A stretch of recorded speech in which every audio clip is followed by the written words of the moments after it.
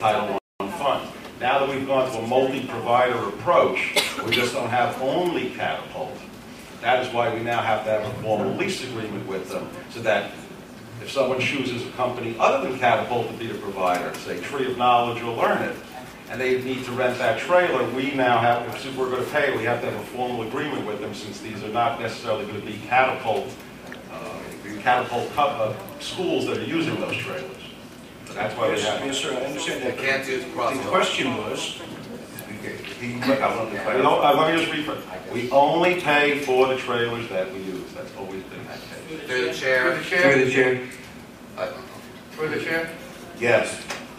Mr. Finger, did I understand you right when you just said that Catapult, they were the sole provider here, and we were paying them also rent for the trailers as a provider?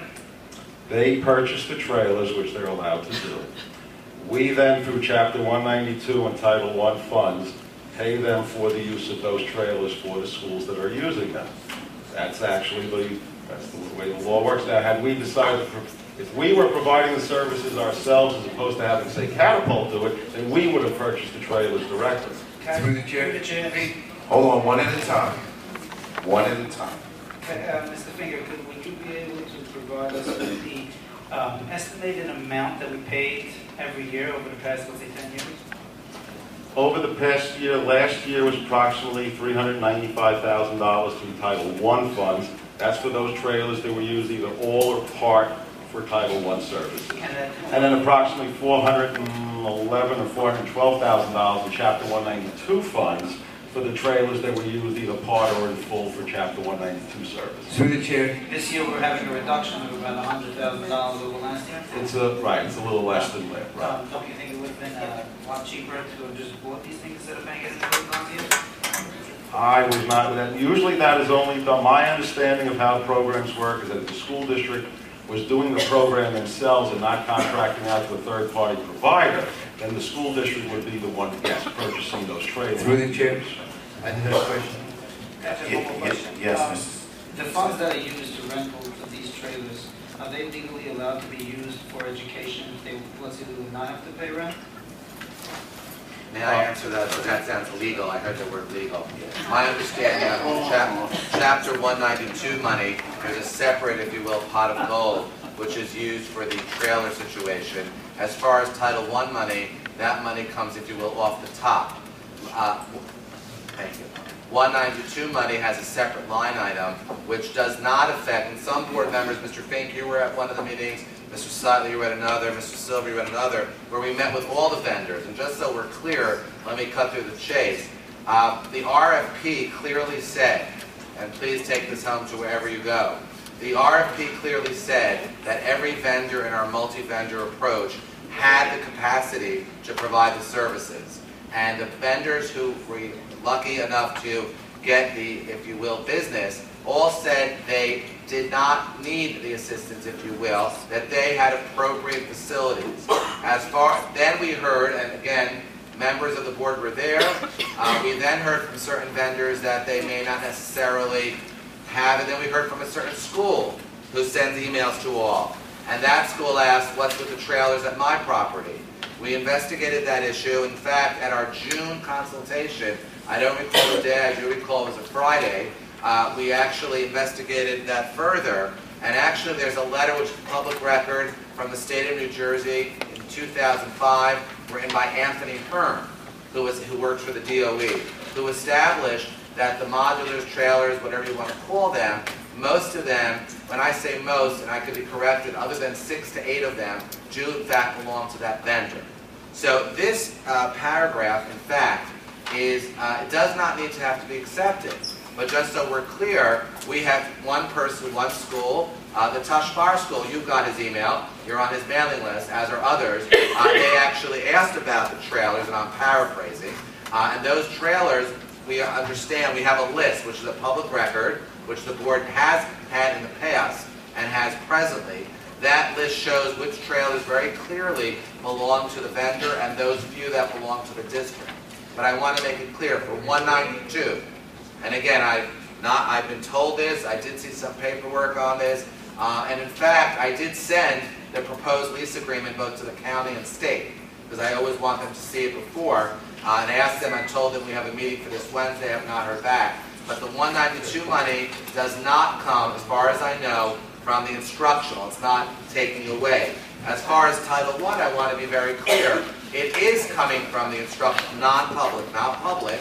And in fact, you'll be happy to know, I would assume, Mr. Hobda and others, and the board does know this year, the certain schools, and we do have a federal opinion from our federal expert, a lawyer who actually wrote the book, if you recall, Mr. Fink, you saw the book, who wrote the book on Title I. This year, if any non-public schools want the board, or want the space to be used for any vendor, whatever it is, there's no longer going to be that negotiation between the non-public school and the vendor. All negotiations will go through the board. So this way, and we're not accusing anything, but this way the board is aware, because with Title I as opposed to 192, that money does come off the top of the non-public share, which by nature takes the money from instructional dollars. Through the board, through the chair.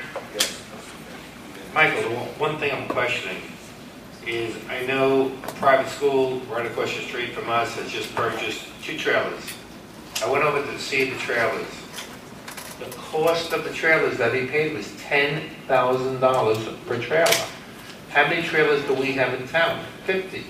If you would buy the trailers, instead of paying rent, $600 and some odd thousand a year, versus maybe $500,000 and own the trailers, to me, that's a no-brainer.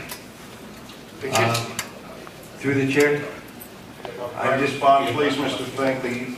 They might have purchased them for $10,000, which obviously they were used and not new, because new ones cost installed about $100,000. Of course, but our trailers aren't new. But what we're paying Catapult for is not only not just the cost of the trailer, we're paying them for gas, electric, telephone, cleaning, furnishing, the items in the trailer, all the furnishings in the trailer, upkeep in the trailer, painting the trailer. That's all part of that annual cost. Catapult is the provider at that individual school, particular school. Is that correct?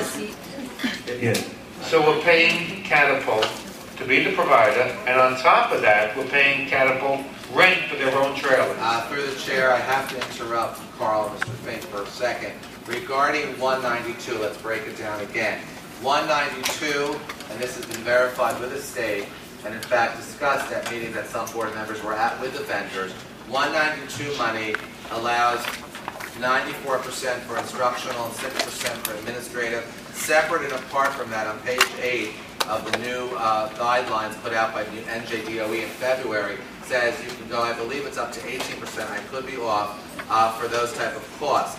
Let us take the example, vendor A is providing the service at school, at non-public school 1. For 192, and this is very important, some of the schools still don't understand it, despite us doing periodicals, meetings, emailing. For 192 services, whatever vendor, the vendor gets paid, if you will, per child. That money is not, it doesn't go based on free and reduced. If you qualify for 192, there's a set rate for each 192 service. Above and beyond that are monies that the great government of New Jersey makes available, I'm talking 192, makes available for insurance of trailers, cost, electric, maintenance, if you will. That's 192. So whatever vendor it is and whatever vendor owns the trailers, that is 2 separate things. As opposed to Title I, I want to make it very clear. Title I, and this is a decision of the board, Title I, as we all know, in a nutshell, this is not to be a thesis on Title I, but there's an overall allocation. It's divided public, non-public, based on population, free and reduced. Okay, once that money is divided, then and only then, off the top are several costs, including one of them being either trailer lease, or some schools say we want the services in our building. Educational philosophy says that may be better. But that money comes off the top, if you will. And again, we've now gotten from the vendor, which Mr. Korn, our auditor, has reviewed, and the state actually was sent the lease. So it's not, if you will, it could be any vendor. It could be vendor, I don't want to see your GM, it doesn't matter who, but these are separate things. Through the chair? Again, let me just make it clear though, the board, I do have that email which was sent actually on August 13th at 3:09 a.m. In fact, you could say no to this, that would be fine. I just want to let you know so you're clear, and again, it's fine, but what's going to happen, we have these trailers, they're called modulars, they're trailers. Trailers throughout the town, which need approval from the township. You can't just put, well, you're not supposed to just put a trailer up. So we have to start, we have a legal I know that's shocking, but you have to get approval for trailers, in theory. But we have a legal obligation, and it is what it is. We have a legal obligation to provide services for public students and non-public students as close as possible. Through the chair, could I have a question, please? No, okay, I'm sorry, okay.